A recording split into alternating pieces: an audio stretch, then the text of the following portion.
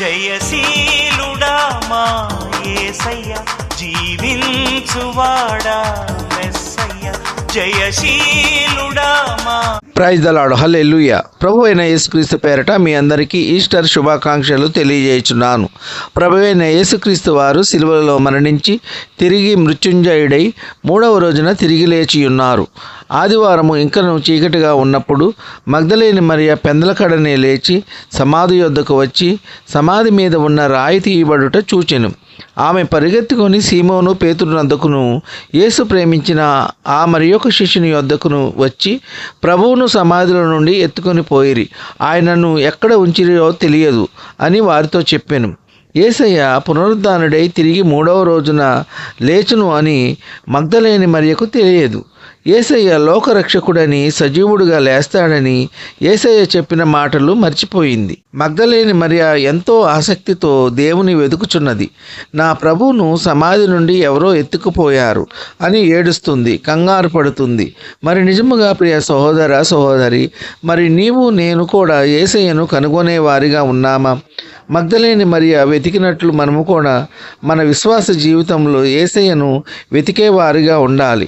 ప్రభు అయిన యేసుక్రీస్తు వారు ప్రధాన యాజకుల చేత, శాస్త్రుల చేత అనేక హింసలు పొంది చంపబడి 3వ దినమున లేస్తానని తన శిష్యులతో చెప్పి ఉన్నారు. మత్తయి సువార్త 16వ అధ్యాయము 21వ వచనం ప్రకారము యేసుక్రీస్తు వారు లేఖనముల ప్రకారము చనిపోయి తిరిగి 3వ రోజున మృత్యుంజయుడై తిరిగి లేచెను.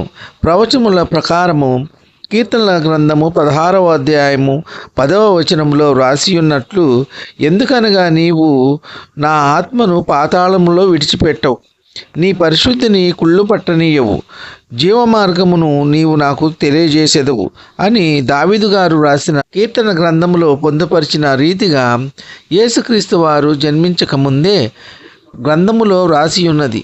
ఈ లేఖనము నెరవేర్పు ఖచ్చితముగా యేసుక్రీస్తు వారి ద్వారా నెరవేరింది. ప్రియ సహోదర సహోదరి, కాబట్టి పేతురును ఆ శిష్యుడును సమాధి యొద్దకు వచ్చిరి.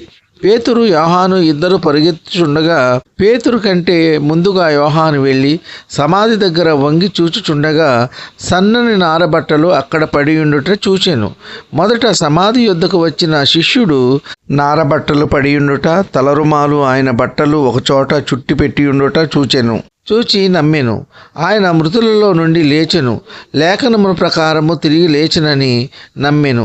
మరియా సమాధి బయట నిలిచి ఏడ్చుచుండెను. సమాధిలో వంగి చూడగా తెల్లని వస్త్రములు ధరించిన ఇద్దరు దేవదూతలు యేసుదేహము ఉంచబడిన స్థలములో తలవైపున ఒకరు, కాళ్ళు వైపున ఒకరు కూర్చుండి ఉండుట కనబడెను. ఆ తెల్లని వస్త్రములు ధరించిన వారు, అమ్మా, ఎందుకు ఏడ్చుచున్నావని ఆమెను అడుగుగా, ఆమె, నా ప్రభువుని ఎవరో ఎత్తుకొని పోయిరి, ఆయనను ఎక్కడ ఉంచిరో నాకు తెలియదనెను. మరియమ్మగా దేవుడు 3వ దినమున మరలా లేస్తానని చెప్పిన మాట మర్చిపోయింది. యేసయ్యను ఒక సామాన్య మానవుడు అని అనుకుంటున్నారు కానీ మరి నిజముగా దేవుని కుమారుడని గుర్తించలేకపోయారు. ప్రియ సహోదర సహోదరి, దేవుడు గొప్ప దేవుడు, శక్తివంతుడు, సర్వాధికారి. ఆయన ఏది చెప్పినా ఖచ్చితంగా నెరవేర్చే దేవుడు. మాట తప్పని వారు, మాట ఇచ్చి నెరవేర్చే దేవుడు. ఆమె ఆ దూతలతో మాట్లాడిన వెంటనే వెనుకకు తిరిగాను. ఆమె వెనుక యేసయ్య నిలిచియుండెను. యేసయ్యను గుర్తుపట్టలేదు. అమ్మా, ఎందుకు ఏడ్చుచున్నావు, ఎవరిని వెతుకుచున్నావు అని యేసయ్య అడిగాను. మరియమ్మ గారు తోటమాలి అనుకొని, అయ్యా, నీవు ఆయనను మోసుకొని పోయిన ఎడల ఎక్కడ ఉంచితివో నాకు చెప్పుమనెను. నేను ఆయనను ఎత్తుకొని పోయేదనెను. యేసు ఆమెను చూచి మరియా అని పిలిచెను. ఆయన వైపు తిరిగి హెబ్రీ భాషలో రబ్బూని అని పిలిచెను. ఆ మాటకు బోధకుడని అర్థం. అప్పుడు యేసయ్య, నేను ఇంకా నా తండ్రి యొద్దకు ఎక్కిపోలేదు గనుక నన్ను ముట్టవద్దనెను. నా సహోదరుల యొద్దకు వెళ్ళి, నా తండ్రియు మీ తండ్రియు, నా దేవుడును మీ దేవుడినైనా వాని యొద్దకు ఎక్కిపోచున్నానని వారితో చెప్పుమనెను. యేసుక్రీస్తు వారు 40 రోజుల వరకు భూమి మీద సంచరించెను. యేసుక్రీస్తు ప్రభువారు తన శిష్యులతో మాట్లాడుచు, మీ మీదికి పరిశుద్ధాత్మ వచ్చినప్పుడు మీరు శక్తి నొందుదురు. మీరు యెరూషలేములోను యూదయ సమరయ దేశముల ఎందంతటా నాకు సాక్షులై ఉందురని వారితో చెప్పెను. ఆయన పరలోకానికి ఆరోహణమాయెను. శిష్యులు చూచుచుండగా పరలోకానికి ఆరోహణమాయెను. వారి కన్నులకు యేసయ్య కనబడకుండా ఒక మేఘము వచ్చి ఆయనను చుట్టుకొని పోయెను. ఆ శిష్యులు ఆకాశము వైపు తేరి చూచుచుండగా తెల్లని వస్త్రములు ధరించిన ఇద్దరు వ్యక్తులు వారి యొద్ద నిలిచి ఉండెను. గలిలయ మనుషులారా, మీరెందుకు నిలిచి ఆకాశం వైపు చూచుచున్నారు?